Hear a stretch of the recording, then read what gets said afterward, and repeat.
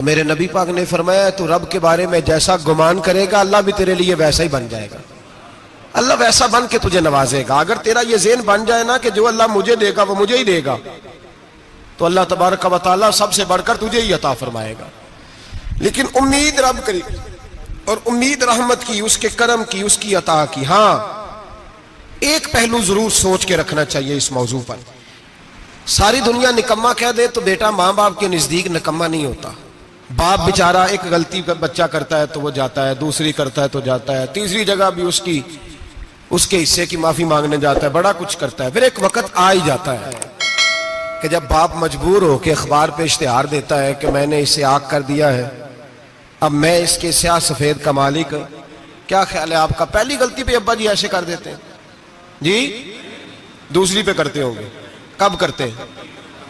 जब बोले जब हद हो जाती है।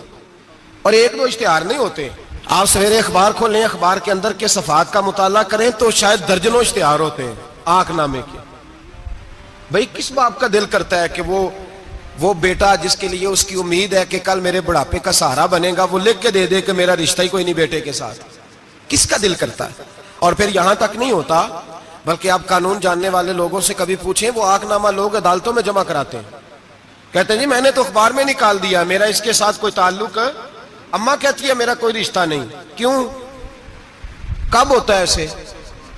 जब बच्चा हद कर दे, जब बच्चा एक दो तीन चार गलतियों पे ऐसा, अल्लाह भी बंदे को सजा देता है। लेकिन कब? जब बंदा बाज ही ना आए, बंदा तौबा करे ही ना, रुजू ही ना करे, सोचे ना कि मुझे अल्लाह की बारगाह में जाना चाहिए। हम लोग अपना एक ज़हन बना के जिंदगी गुजारते हैं, एक ज़हन बना के, बल्कि लोग गुनाहों के नाम बदल बदल के वक्त गुजारते हैं। हम अपने नफ्स का बुत बना के सारा वक्त उसी की पूजा पे माज़अल्लाह लगा देते हैं। बस ये ठीक है, ये ठीक है और ये ठीक है, चौथी बात सही कोई नहीं। इसी के अंदर हम उलझे रहते हैं मेरे भाई। रहमत इलाही का गलत तस्वर अपनाते हैं। ओ मेरे भाई, किसी बंदे की मजबूरी तो माफ होती है, लेकिन अगर कोई जानबूझ के ज्यादती करे तो वो माफ, उसकी माफी, जिस बच्चे को पता हो ना उस्ताद को कि इसके वाकई घर में फौतगी हो गई थी, उस्ताद उसे सजा नहीं देता। जिसका पता हो कि वाकई ये बीमार था तो उस्ताद उसे क्लास में खड़ा नहीं करता। जिसका पता हो कि ये ज्यादती कर रहा है, जानबूझ के कर रहा है, उस्ताद उसे डंडों से मारता है और ज्यादा मारता है। कहता है तू नालायक है, तू जानबूझ के करता है। मेरे भाई अल्लाह की रहमत है, हर एक पे बरसती है।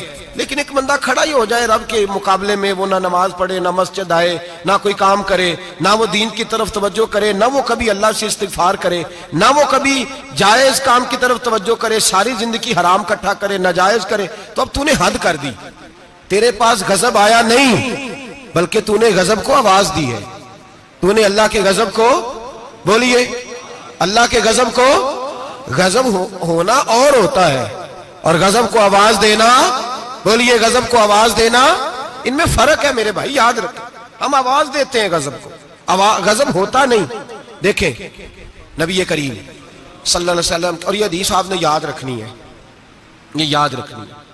नबी पाक सल्लल्लाहु अलैहि वसल्लम ने ना बहुत कम लोगों को बेवकूफ कहा है। हमारे जमाने में तो आम लफ्ज है ना बेवकूफ कहना। अल्लाह के रसूल सल्लल्लाहु अलैहि वसल्लम ने बहुत कम लोगों को बेवकूफ कहा। मुस्नद इमाम अहमद बिन हंबल की हदीस है, नबी करीम अलैहिस्सलातु सलाम ने फरमाया वो अहमक है, वो बेवकूफ है। नबी पाक फरमा रहे हैं। और मैंने कहा कम लोगों को हुजूर बेवकूफ कहते थे। नबी करीम अलैहिस्सलातु सलाम ने फरमाया वो बंदा बेवकूफ है जो सारा दिन अल्लाह की नाफरमानी करता है और फिर भी रब की रहमत की उम्मीद करता है, तो बेवकूफ है। सुबह से शाम तक लगा हुआ है, मैंने नहीं अल्लाह माननी, मैंने नहीं तेरी माननी, माज अल्लाह मैंने नहीं माननी। शाम होती है तो कहता है अल्लाह बड़ा मेहरबान है, बख्श देगा। तो बेवकूफ है, तू बेवकूफ है। तू बता ना क्या मजबूरी थी नमाज ना पढ़ने की? किसने तुझे गन पॉइंट पे कहा था हराम खाने को? और फला आदमी की तूने गीबत की तो तेरा उसमें क्या फायदा था? ये जो तूने सिर्फ 10 बंदों को हंसाने के लिए झूठा लतीफा सुनाया, इसमें तेरा क्या नफा था? तू सुबह से शाम तक नाफरमानी करता है, शाम को कहता है अल्लाह करीम है माफ कर देगा, अल्लाह मेहरबान है माफ कर देगा। उस्ताद मेहरबान होता है कि नहीं? फेल क्यों करता है इम्तिहान में? बोले उस्ताद बाप होता है ना, उसका दिल करता है शागिर्द फेल हो जाए, तो क्यों करता है? लेकिन शागिर्द ने ज्यादती की, उसने पढ़ा नहीं, उसने, मैंने कहा बाप आंकनामा लिखवाता है, मजबूर होकर लिखवाता है ना। ओ भाई याद, बड़ी प्यारी मिसाल मुल्ला रूमी लिखते हैं, कहते हैं मेरे गांव की एक बीबी थी, उस बीबी ने एक बछड़ा पाला हुआ था। देहातों में ना बूढ़ी माएं बछड़े को पेड़ा देती थी और नाम भी रख लेती थी, किसी ने मिठू नाम रखा होता था, किसी ने कोई नाम। कहते माँ ने बछड़ा रखा हुआ था, अम्मा उसको आवाज देती तो बछड़ा दौड़ा आता, अम्मा उसको पेड़ा खिलाती, बछड़ा बड़ा प्यारा था, जवान हो गया। अम्मा इसलिए बछड़ा पाल रही थी कि जब बछड़ा बड़ा हो जाएगा तो हाल के अंदर बच्चे उसे लगाएंगे, खेती में हाल चलाएंगे। बछड़ा बड़ा हो गया, अम्मा के बेटे कहने लगे अम्मा ला, तूने बड़ा खिला पिला लिया, इससे कोई काम लेते हैं। हाल के आगे लगाया तो कहने लगा मैंने तो नहीं चलना। अम्मा के पास आए, कहने लगे ये नहीं चलता। अम्मा कहने लगी चलो टाइम दो, थोड़ा समझ जाएगा। फिर मौका दिया, फिर आए, कहा अम्मा अब तो हमने उसके नाक में नकेल भी डाल दी है, लेकिन अब भी ये हल में चलने को तैयार है। मुल्ला रूमी रहमतुल्लाह अलैह फरमाते हैं फिर कहा अम्मा से, अम्मा कहने लगी चलो थोड़ा टाइम और दे दो, सियाना हो जाएगा। थोड़ा टाइम और दिया, डंडे भी मारे, लेकिन वो सियाना होने को तैयार है।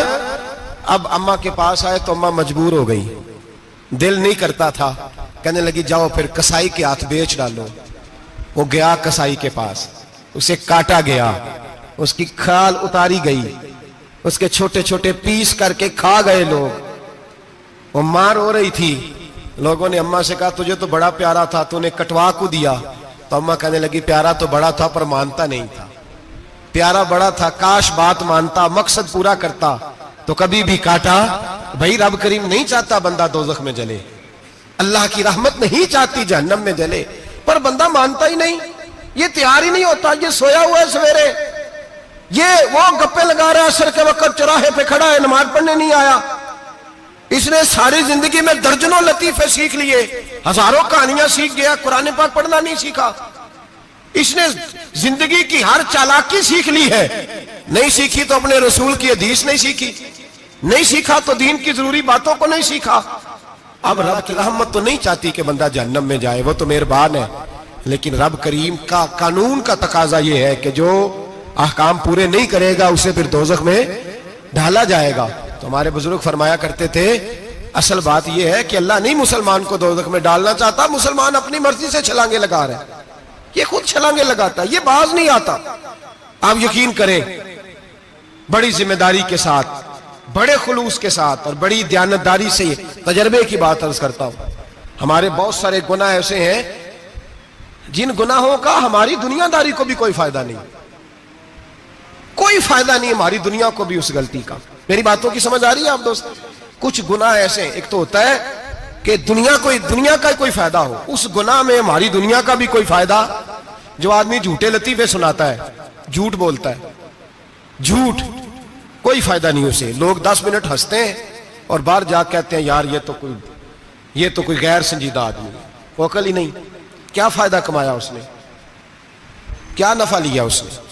जो आदमी बढ़ बढ़ के बातें करता है, 2, 4, 5, 10 आदमियों की ग़ीबत कर जाता है, लोग कहते हैं यार बड़ा चुगलखोर है। क्या कमाया उसने जिंदगी में?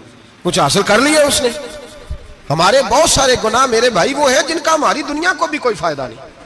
तो क्यों ना हम उन गुनाहों को छोड़ दें ताकि हमारे दीन को तो फायदा हो जाए, दीन को तो फायदा हो जाए। सिर्फ जुबान के जायके हैं, कुछ देर के लिए हमारी तबीयत के तकाजे हैं, 10 मिनट की मुस्कुराहट है जिसके लिए हम अल्लाह तबारक व तआला का कानून तोड़ते फिर जा रहा हूं। मेरे हबीब करीम अलैहिस्सलाम ने मुसलमान को कहा है कि तेरा रब तो चाहता है कि बस तू आ जा, वो तुझ पे रहमत नाजिल कर देगा। आना तो शर्त है कि नहीं? आना तो शर्त है कि नहीं? अच्छा चले ये बताएं, जो आदमी 1 से लेकर 31 तारीख तक ड्यूटी करे उसको तनख्वाह लेने जाना पड़ता है कि तनख्वाह घर आ जाती है? बोल के बताएं। फिर भी जाना पड़ता है, वो कहे मैंने ड्यूटी पूरी की है, फिर भी जाना पड़ता है।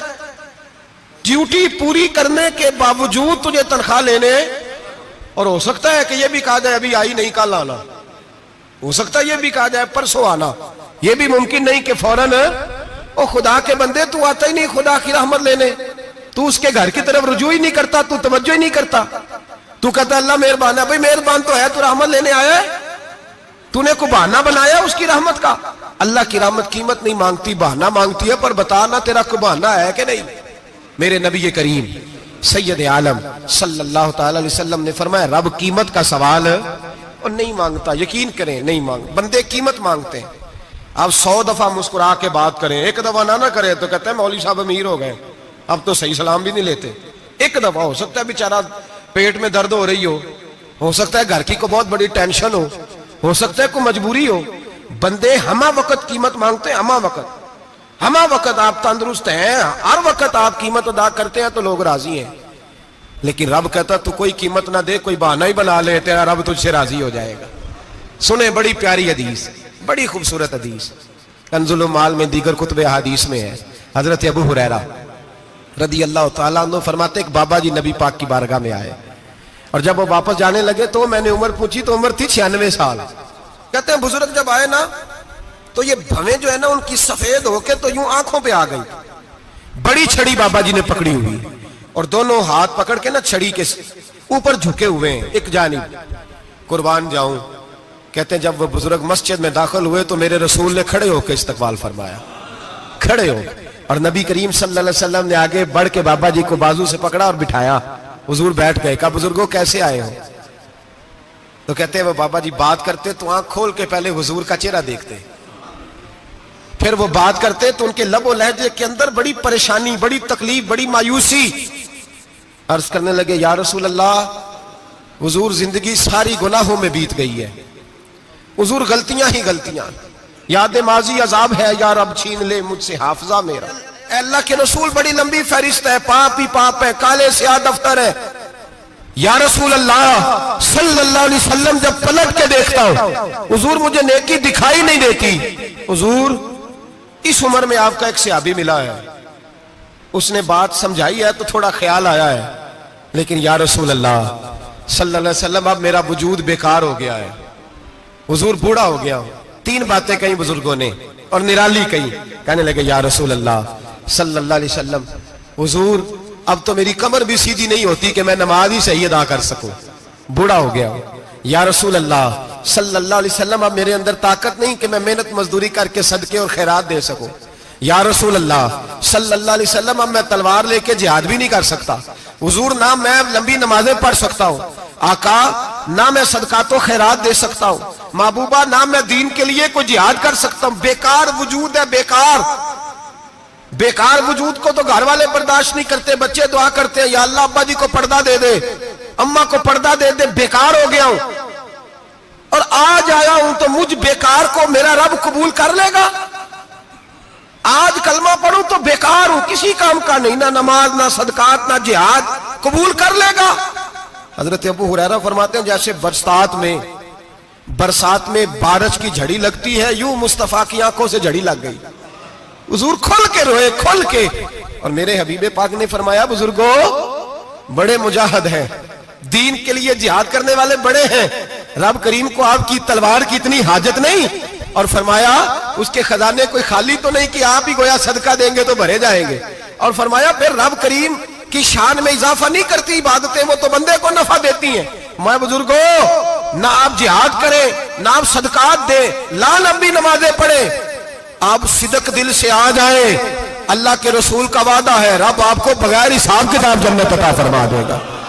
आना तो शर्त है कि नहीं, आए तो सही, ना पहुंचे तो सही, आ जाए, उसको नहीं आदत सदका तो खैरात की जिहाद की तबलीग, आए तो सही ना। मेरे हबीब ने फरमाया बंदा जब रो के कहता है ना या अल्लाह गलती हो गई माफ कर दे, फरमाया मेरा मालिक उसे फौरन ही माफ फरमा देता है। तू आ तो सही, तू आता ही नहीं, तू आ ही नहीं रहा, तू घर में बैठा हुआ है, तू सोया हुआ है, तू दुकानदारी कर रहा है, तू पैसे गिन रहा है, तू आया ही नहीं, आ तो सही। बल्कि मेरे नबी पाक फरमाते हैं जब अल्लाह पाक का भागा हुआ गुलाम आता है फिर तो अल्लाह ज्यादा राजी होता है, फिर तो अल्लाह ज्यादा राजी होता है, ज्यादा राजी होता है। तो आ तो सही, पहुंच तो सही।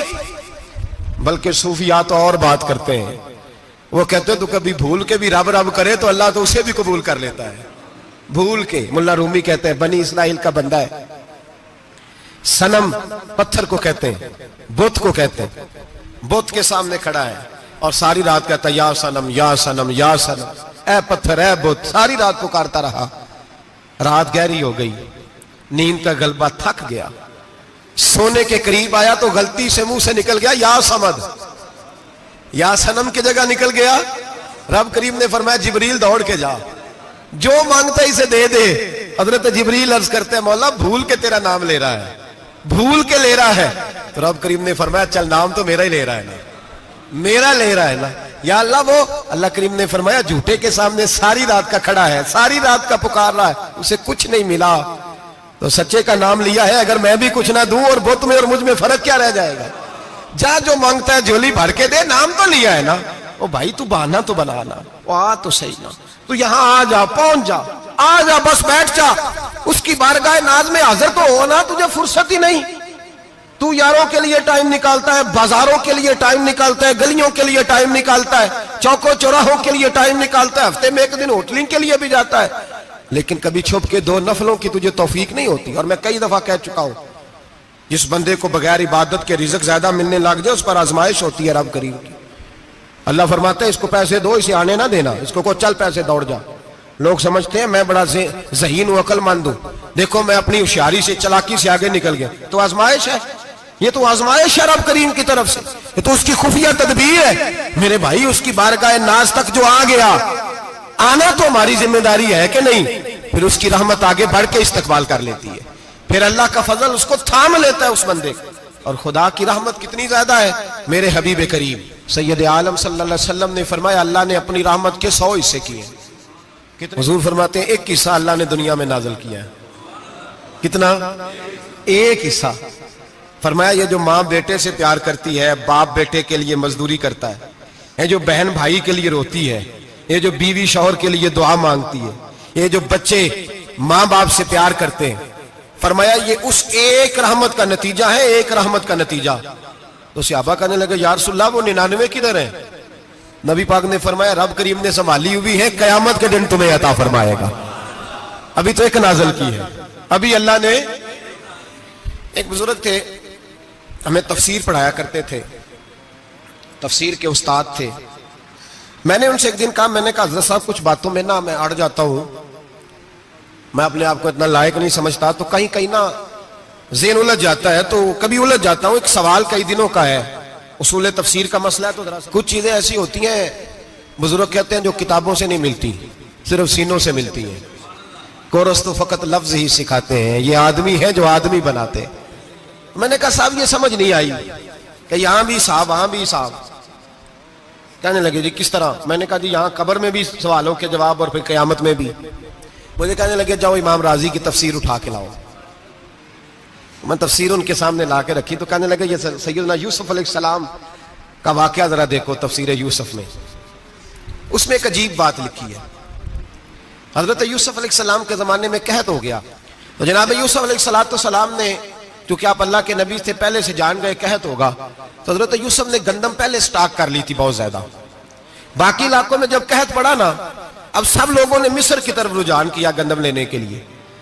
तो हजरत यूसुफ अलैहिस्सलाम ने ना शहर के दरवाजे पर बंदे खड़े कर दिए। फरमाया जो बंदा आए ना उससे 2 सवाल पूछना। जो आएंगे लोग गंदम खरीदने, जो आए 2 सवाल पूछना। एक पूछना कहां से आया है, और एक पूछना लेके क्या आया है। एक पूछना, समझ आ रही है बात की? और दूसरा पूछना कि लेके सोना लेके आया है, चांदी गंदम खरीदनी है तो क्या चीज लेके आया है, कि नगद पैसे लाया है, ये पूछ लेना। जो आए 2 बातें पूछना, एक पूछना कहां से आया है और दूसरा पूछना क्या। एक रवायत में 3 सवाल भी हैं, लेकिन फरमाया पूछना 2 सवाल जरूर। इंतजार था ना भाइयों का किनान से आने वालों का। फरमाने लगे सबसे 2 सवाल पूछना। जब किनान वाले आए ना, उनसे सिर्फ इतना पूछ लेना कि वो कहां से आए हैं। अगर पूछे ना किनान से आए हैं, तो फिर ये ना पूछना क्या लेके आए हैं, फिर मैं जेब में खुद टटोल लूंगा वो क्या लेके आए। बाकियों से 2 सवाल। जब मेरे भाई आए ना, भाई भाइयां दे वैरी हुंदे ते भाई भाइयां दियां बावां, जब मेरे भाई आए तो उनसे ये नहीं पूछना कि वो क्या, बस ये पूछना कि कहां से। इतनी बात पूछना, बाकी मैं पूछ लूंगा। आप फरमाने लगे रब भी फरिश्तों से कहता है तुम कब्र में ना मेरे बंदों से ज्यादा सवाल ना करना, बस ये पूछ लेना मुझे मानते हैं, मेरे नबी को मानते हैं। कब्र में तुम इतने सवाल पूछ लेना, बाकी लेके क्या है वो मैं खुद ही पूछ लूंगा। फरिश्तों के सामने रब करीम अपने बंदे को बेआबरू करना, बस तू ये बता दे अल्लाह रसूल को मानता है कि नहीं। बाकी जो तेरा हिसाब किताब है ना, अल्लाह फरमाते हैं मैं क़यामत में कर लूंगा, मैं पूछ लूंगा इसका क्या इलाज करना है। बस तुम इतना बता दो मुझे मानते हो, मेरे रसूल को, मेरे भाई, मेरे नबी करीम अलैहिस्सलाम फरमाते हैं जो बंदा तौबा करने वाला था, अल्लाह की बारगाह में आने वाला था, बार बार तौबा करता था, एहसास रहता था, उसे एहसास था, आया करता था, फिर भी गलतियां हो गई, कयामत के दिन रब करीम अपने फजल की चादर उस पर डालेगा, फजल की चादर डालेगा और रब करीम उससे पूछेगा ये गुनाह किया था? और नबी पाक फरमाते हैं उसने बड़े भी गुनाह किए, अल्लाह छोटे छोटे गुनाहों के बारे में पूछेगा, ये गलती की थी, ये गुनाह, बंदा डर रहा है, वो कह रहा है पता नहीं सजा क्या मिलेगी, क्योंकि दुनिया में भी डरता रहा, यहां भी डर रहा है। शर्त यह है कि एहसास वाला हो, आता रहो, फिर भी गलतियां हो गई, ख्याल करता था, मेहनत करता था, नेक होने की जद्दोजहद करता था, कोताहियां रह गई, ये गुनाह किया था या अल्लाह भूल गया था, ये गुनाह किया अल्लाह मुझसे गलती हो गई, यहां भी किया था या अल्लाह गलती हो गई। नबी पाक सल्लल्लाहु अलैहि वसल्लम फरमाते छोटे छोटे गुनाह अल्लाह दिखा रहा है और उससे कह रहा है ये किया था, मानता जा रहा है। रब करीम फरमाता है पता है मैं तेरे साथ क्या करने वाला हूं? टांगे कांप गई, या अल्लाह पता नहीं। फरमाया मैं तुझे इन गुनाहों के बदले नेकियां देने लगा हूं, इन गुनाहों के बदले नेकियां। नबी पाक फरमाते फटाफट ही बोल पड़ा, कहने लगा या अल्लाह मैंने तो बड़े बड़े गुनाह भी किए, अगर तूने गुनाहों के बदले नेकियां दे दिया तो मेरे तो बड़े बड़े पाप भी हैं, वो दूसरे किधर है? तो मेरे हबीब करीम अलैहिस्सलातु वस्सलाम फरमाते हैं रब मुस्कुराएगा जो रब की शान के लायक है। अल्लाह फरमाएगा तेरे दिल में एहसास था, तू आया करता था, तू तौबा करता था, तू मेरी बारगाह नाज में आता था, पता तेरे ऊपर चादर क्यों डाली है? या अल्लाह नहीं, फरमाया मैं तुझे अपनी रहमत की चादर में छुपा के जन्नत में दाखिल करना चाहता हूं। मेरे भाई तू आ तो सही, तू पहुंच तो सही, खुदा रहा। ये जो जितनी दुनियादारी है ना, ये तो आप हर वक्त करेंगे तो राजी होंगे लोग, हर वक्त। और ये जो हमने प्लानिंग की हुई है ना कि मैं फलाना काम करके सियाना हो जाऊंगा, तो इतनी मोहलत नहीं दी अल्लाह पाक ने। वो कहता फौरन आ, अपनी मनसूबाबंदी बदलें, रहमत इलाही की जानिब तवज्जो करें, अपना जहन रब करीम के बारे में करम वाला बनाए और ये इरादा करें कि मैं उसकी बारगाह में आऊंगा तो वो मुझे अता करेगा।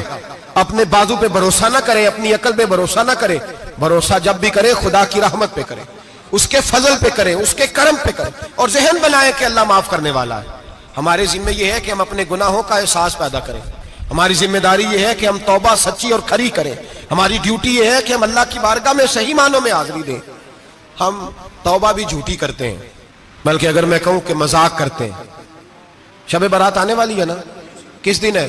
जुमेरात को शब बारात आएगी। कुछ लोग तो खैर वैसे डट जाते हैं, कहते हैं हम नहीं मानते, वो पक्के लगे हुए हैं, वो कहते हैं नहीं इबादत नहीं करनी चाहिए। मैंने कहा यार बस करो, छोड़ दो, अब अल्लाह की इबादत करने के लिए भी तुमसे सनद लेनी पड़ेगी कि मौलवी साहब इजाजत दे, नफल पढ़ लें, इजाजत लेनी पड़ेगी। और बंदे बड़े समझदार हैं, वो कोई सियासी बंदा दूसरी पार्टी का आ जाए तो उसे मुतमिन कर लेते हैं, कुछ बसरा दूसरी जमात का मसला पूछ ले, कहते मौलवी साहब पूछ के दसांगा। ये मोटी सी बात है। शबरात को क्या होता है? इबादत। क्या होता है? बोल के बताए। यही होता है ना, तो इसके लिए सर्टिफिकेट की जरूरत है जी। वल्लज़ीना यबीतूना लिरब्बिहिम सुज्जदन व क़यामा, अल्लाह फरमाते हैं मेरे बंदे सारी रात गुजार देते हैं या कयाम करते हुए या सजदा करते हुए। इसके लिए सर्टिफिकेट की जरूरत है। बड़ी जल्दी मसला पूछने आ जाते हैं लोग। हाँ, एक वो है जो मानते ही नहीं सिरे से, एक वो है जो बड़ा अजीब मानते हैं। वो कहते हैं शबरात है, छोटा गोश्त ही नहीं मिल रहा दुकान से।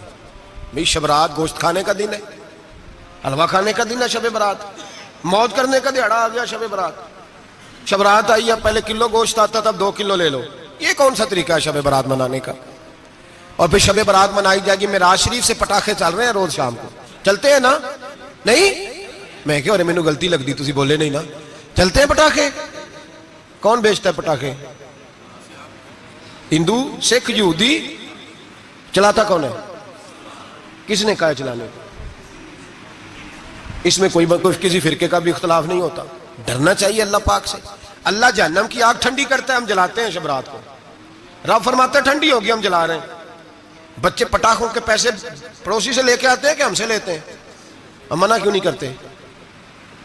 जूते ना पॉलिश करने पे तो थप्पड़ लगते हैं, तो पटाखे वाले बच्चे को नहीं पूछा जा सकता?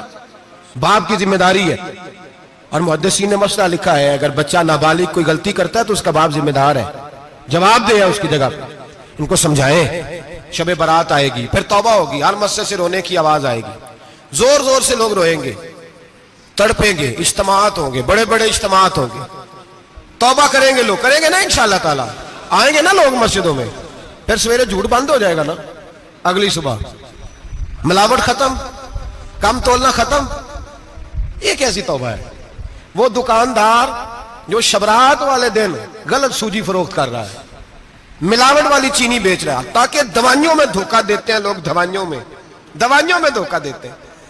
एक डॉक्टर खुद मुझे कहने लगे, वो मेरे दोस्त है, हल्का फुल्का कोर्स किया हुआ है, कहते मेरे दोस्त है कई सारे लोग, तो एक ऐसा ही हमारे शोबे का आदमी था, तो अपने अब्बा जी को वो ड्रिप लगाने लगा, तो अब्बा जी कहने लगे पुत्र मिन्नू असली ला दे तेरी मेहरबानी, मिन्नू असली ला दे तेरी मेहरबानी, लोखा अली ना ला दे। ये हाल हो गया। दवा, मुझे बताएं वो कौम इखलाकी तौर पे कितनी गिर चुकी है जो दवाइयों में जहर बेचती है, दवाइयों में।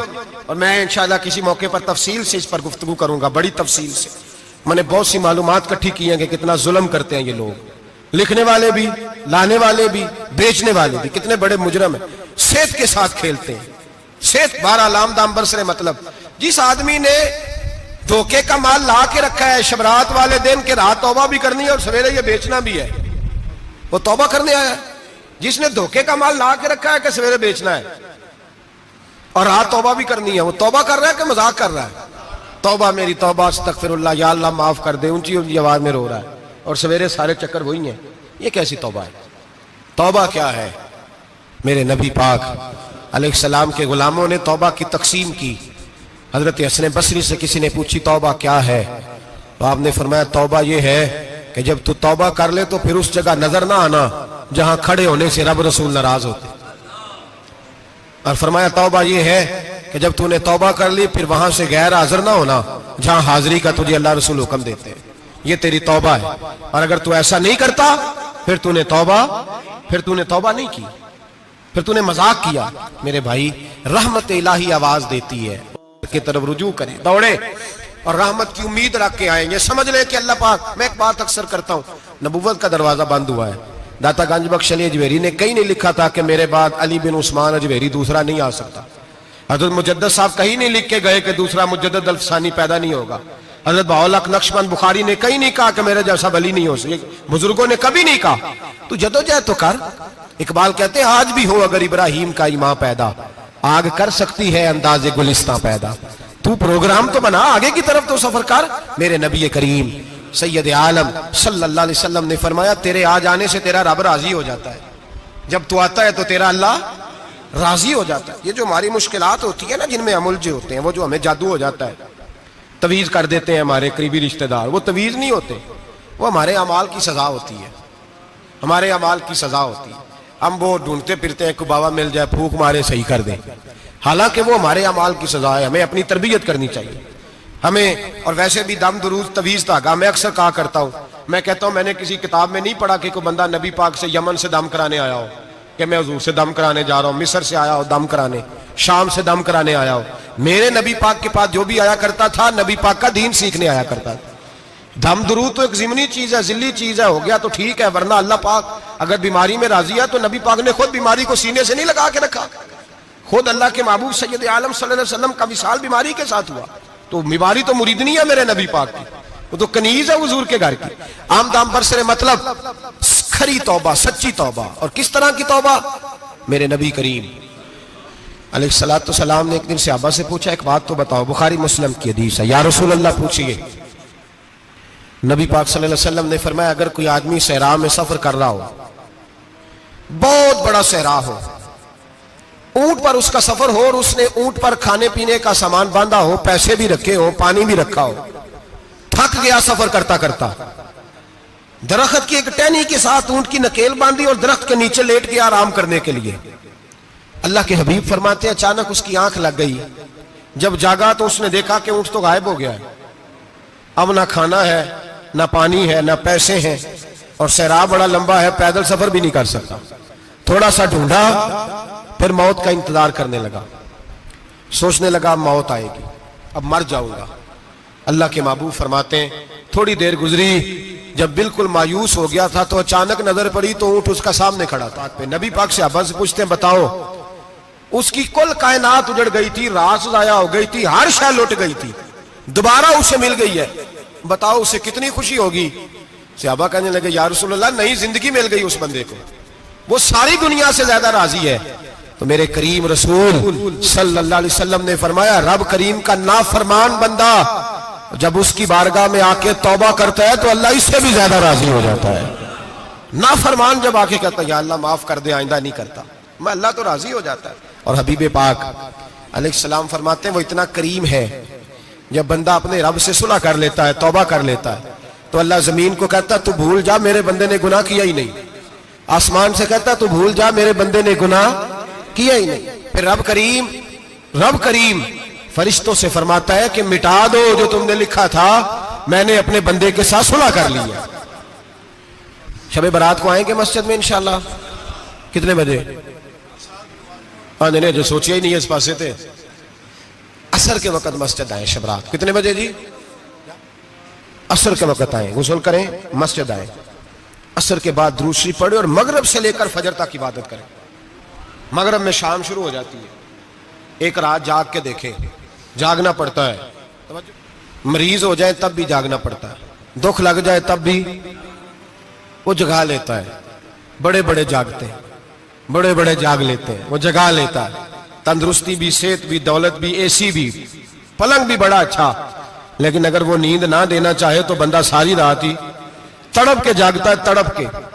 और भूखा इतना, रोटी का भूखा इतना परेशान नहीं होता जितना नींद का भूखा परेशान होता है। उलझ जाता है इंसान, वो जगा लेता है। कबल इसके कि वो खुद जगाए, खुद ब खुद जाग जाए। मगरिब से लेकर फजर तक नमाज पढ़ें, जिक्र करें, दुरूद पाक पढ़ें, महफिल में शिरकत करें। मेरे रसूल करीम अलैहिस्सलातु सलाम की प्यारी ज़ौजा उम्मुल मोमिनीन सैयदना आयशा सिद्दीका रदी अल्लाह ताला अन्हा कहती हैं हुजूर रमजान के अलावा सबसे ज्यादा रोजे शाबान में रखते थे, गोया प्रैक्टिस होती थी रमजान की। मैंने अर्ज किया या रसूल अल्लाह सल्लल्लाहु अलैहि वसल्लम इतने रोजे क्यों रखते हैं, अभी रमजान तो आगे है। तो नबी पाक ने फरमाया आयशा इस महीने में बंदे का अमल अल्लाह की बारगाह में जाता है, मैं चाहता हूं जब मेरा अमल जाए तो मैंने रोजा रखा हुआ हो। कसरत से रोजा रखें और मेरे भाई बदल जाए, बदल जाए।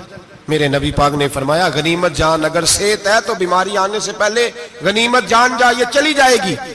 बीमार आदमी से कुछ भी नहीं होता, गनीमत जान ले, लम्हों को कुछ कर ले।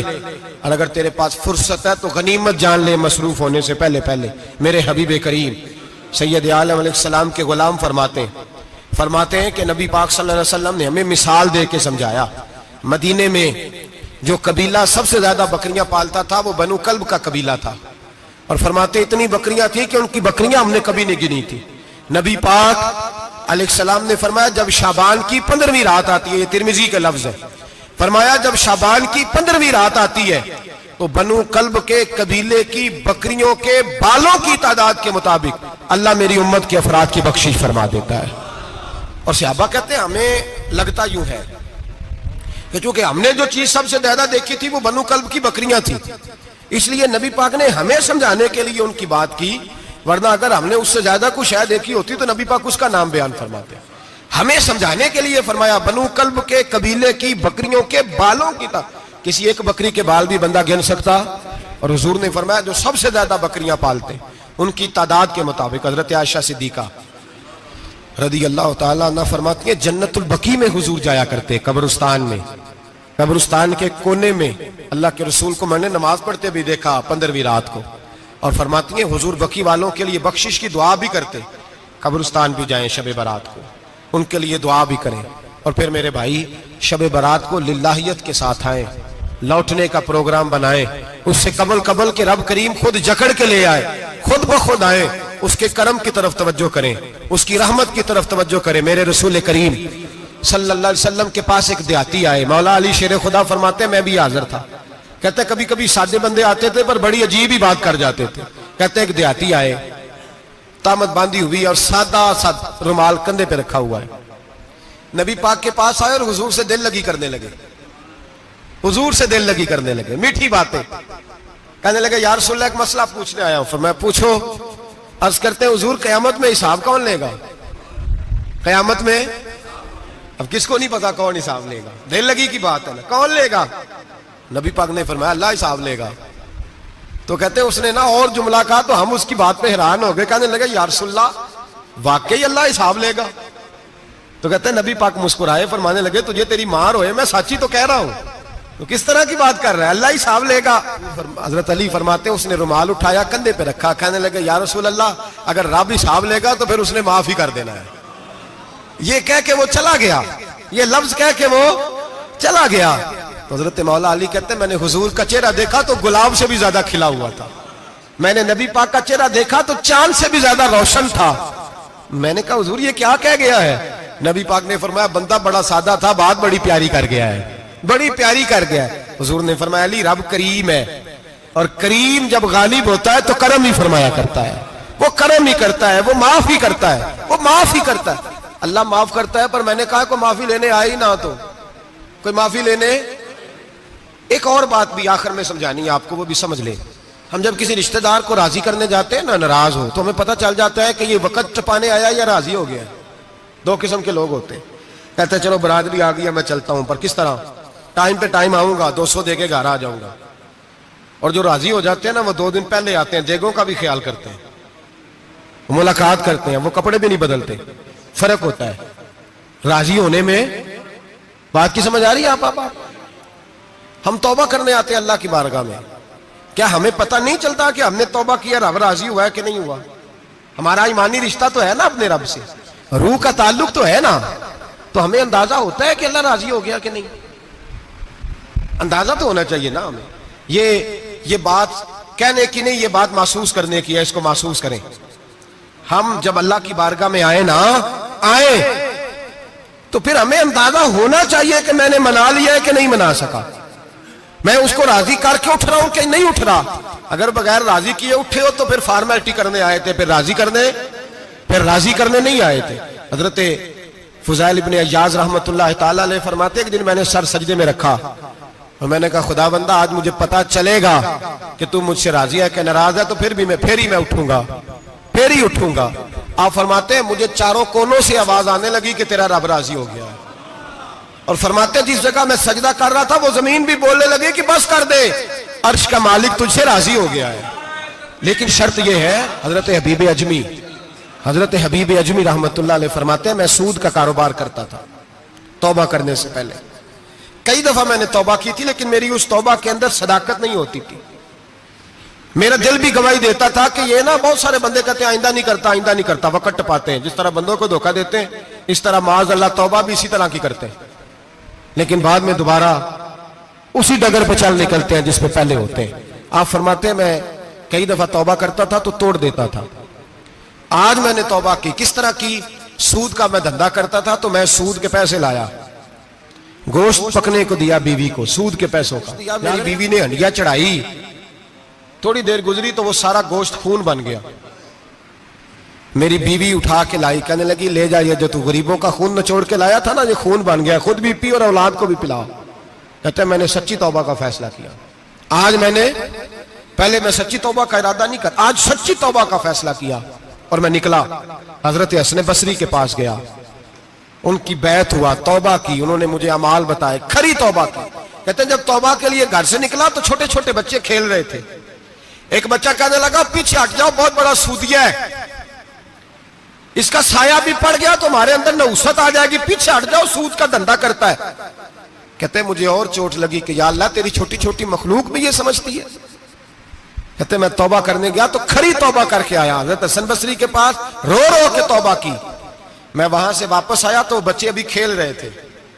कहते वो बच्चा जो पहले बोला था कि पीछे हट जाओ बड़ा सूद वाला है, नहुसत पड़ जाएगी, वो बच्चा फिर आवाज देके कहने लगा दोस्तों पीछे हट जाओ, रब करीम का वली आ रहा है, अल्लाह का बंदा आ रहा है, कहीं ऐसा ना हो हमारे पैरों से गर्द उड़े और इस वली के ऊपर पड़े और इसकी तौहीन हो जाए, अल्लाह हमसे नाराज ना हो जाए वली की तौहीन करके, पीछे हट जाओ।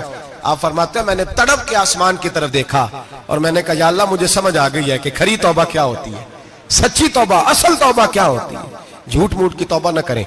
शब बारात को आए और बड़ा दयानतदारी का मशवरा देता हूं, दिल को संभाल के आए। अगर झूठ नहीं छोड़ना, फरेब नहीं छोड़ना, हमने मस्जिद की हाजिरी की पाबंदी नहीं करनी तो फिर तौबा का लफ्ज पुकारना धोखा है, फिर ये धोखा है, फिर ये मजाक है, फिर मजाक ना करें। आना है तो खरी तौबा के इरादे से आए, खुल के आए। इंशाअल्लाह हर साल हम भी सारी रात यहाँ बैठते हैं, आपसे भी गुजारिश करेंगे कि छुट्टी ना करें, वक्त पे आए, मगरिब में आए, नवाफल अदा करें, इशा के बाद नवाफल पढ़े। महफिल करने का मकसद ये होता है कि तिलावत से दिल नरम होता है, नात से दिल नरम होता है, तकरीर से इंसान की सोच बदलती है, तौबा की तरफ जाती है। ये सारे काम करके जब बंदा इस्तिगफार करता है तौबा करता है तो उसके लिए आसान हो जाता है, ज़हन बन जाता है। इसलिए वाज भी होगा, जिक्र भी होगा, दुआ भी होगी। वक्त को ज़ाया न करें, रमज़ान करीब आने वाला है। बुजुर्ग कहते हैं अगर शब बारात पे सच्ची तौबा कर लोगे तो फिर रमज़ान में जो नेकियां करोगे वो तुम्हारे पास स्टॉक बन जाएगा, वो तुम्हारे पास खजाना इकट्ठा हो जाएगा। तौबा अभी से कर लो, मामलात अभी से समेट लो, ताकि जब रमजान आए तो फिर नेकियां खजाना बन के जमा हो। हमेशा मिदहते खैरुल अनाम में गुजरे। दुआ है ये उम्र दरूद और सलाम में गुजरे। आखिर